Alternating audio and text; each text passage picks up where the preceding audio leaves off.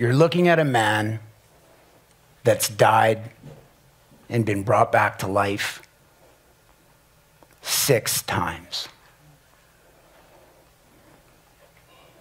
You're probably asking yourself, how? As most of you already know, North America, actually, the world, is in the midst of a gripping overdose crisis where in the United States, 7 people die every hour. And in British Columbia, Canada, 4 people die every day to a drug overdose. That leaves families, friends, children, spouses, employers, and communities heartbroken from the devastating impacts of this deadly disease. Yes, I died 6 times. And it was a program of harm reduction that helped save my life. So what is harm reduction? It can be so simply described as to reduce harm. If you have a severe allergy and you eat some food, or you get an insect bite that causes an allergic reaction, you inject your EpiPen. That's harm reduction. In diabetes, you regularly monitor your blood sugar levels and inject your insulin. That's harm reduction. High blood pressure patients take their prescribed medications to reduce the risk of heart attack and stroke. That's harm reduction.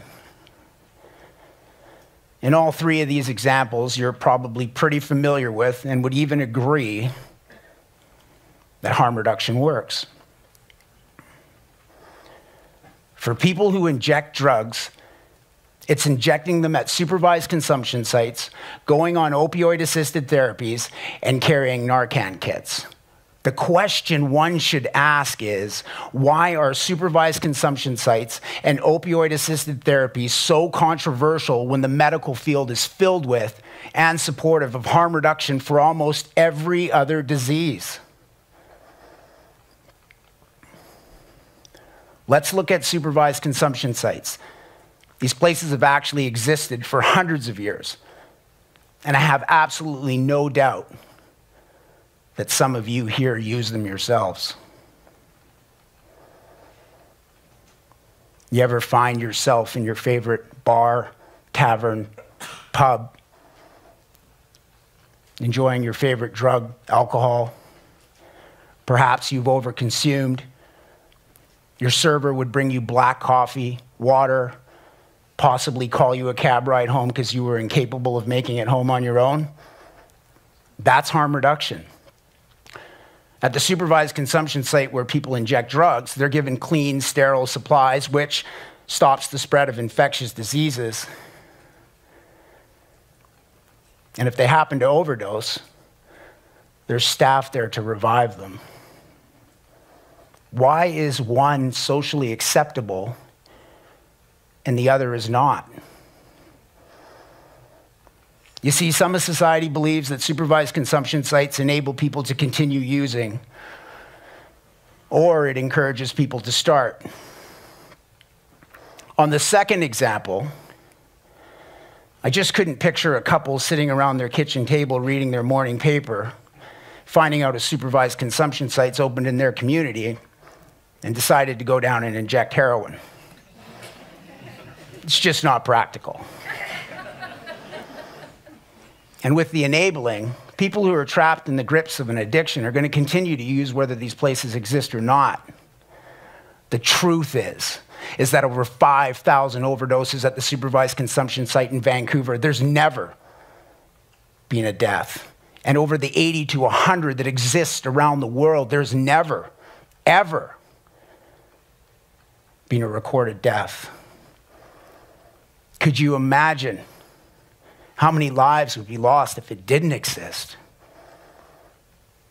Or how many people wouldn't have the opportunity at recovering This facility does much more than just save lives. The program's designed to build a rapport with the individuals that use it, which turns into a gateway to accessing other services, such as detox and treatment options. This harm reduction facility should exist in any community impacted by the overdose crisis.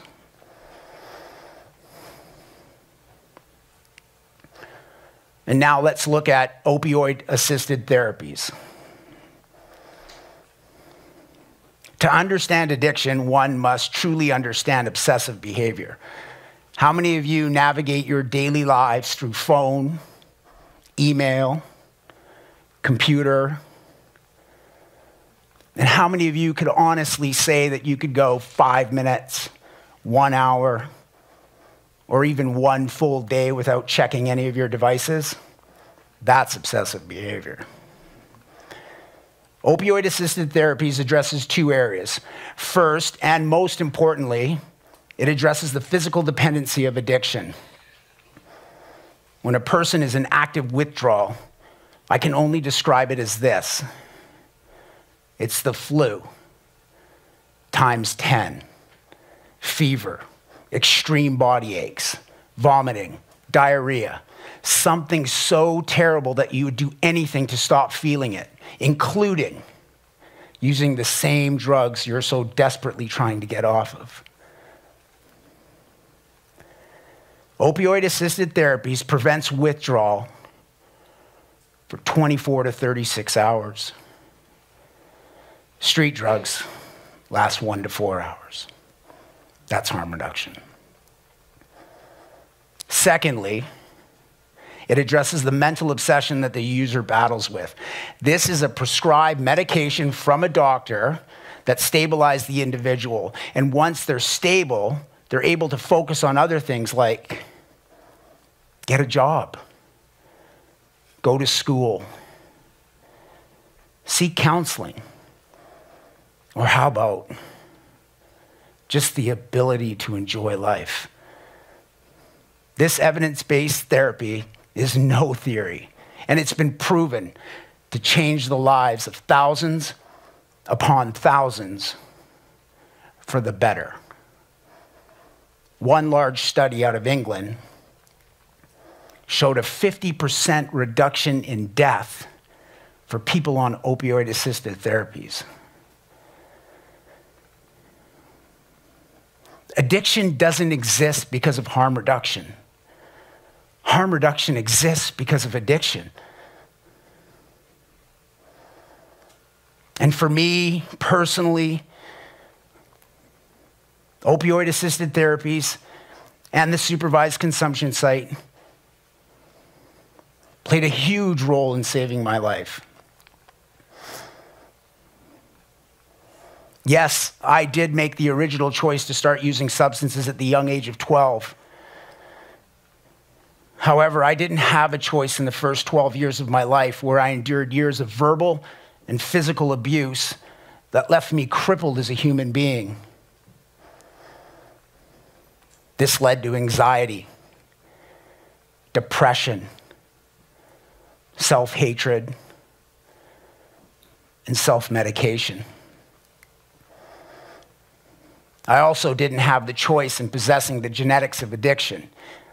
You see, people can't seem to get past the stigma or the behavior of a person that uses substances to understand that this is a lifelong, unasked for, and unfair disease that requires treatment in order to sustain life, much like diabetes, COPD, or any of the other chronic diseases.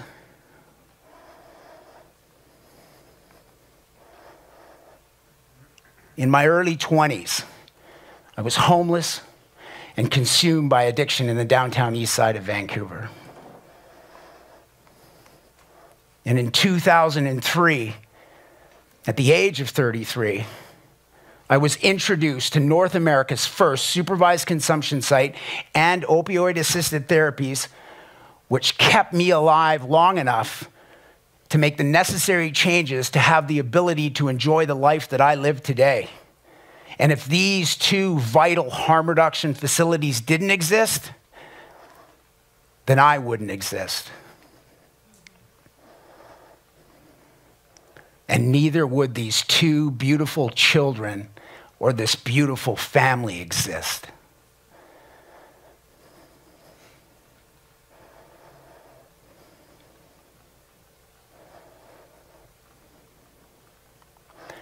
The challenge has been getting these two modules socially acceptable.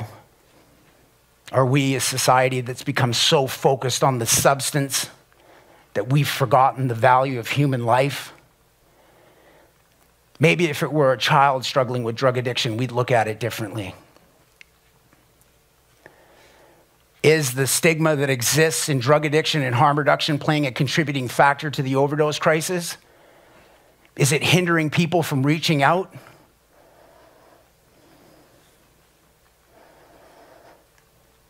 Here's an interesting statistic. In 2017, 88% of the people that died of a drug overdose died alone. And 60% of those died in a private residence. That can be a house just like yours.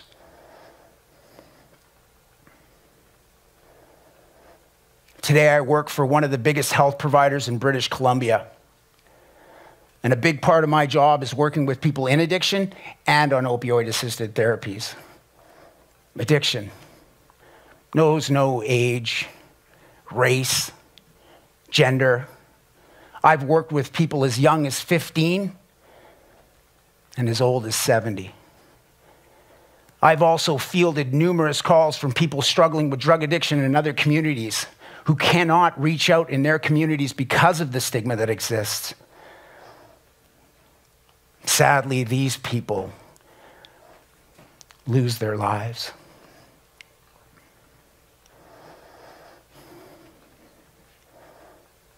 How do you view drug addiction and harm reduction?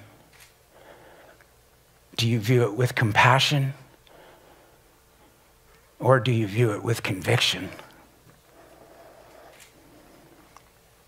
I'll ask everyone this. What's the one thing that you can change in your attitude towards drug addiction and harm reduction? We can all change one thing. Maybe it's to have a little more empathy. Maybe it's to have a little more understanding. Or maybe it's to have a little more compassion. Perhaps you know someone struggling with drug addiction right now. Family member, friend, or even a neighbor. You see, in order to combat this growing epidemic, we need to change the culture and end the stigma that exists in drug addiction and harm reduction in order to save lives. People don't have to die anymore.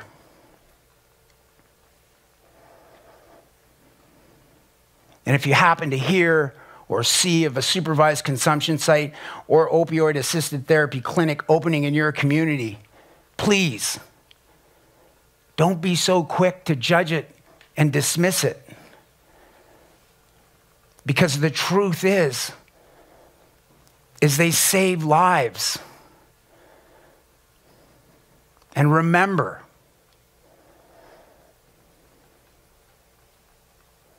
you can't save a dead addict. Thanks for listening.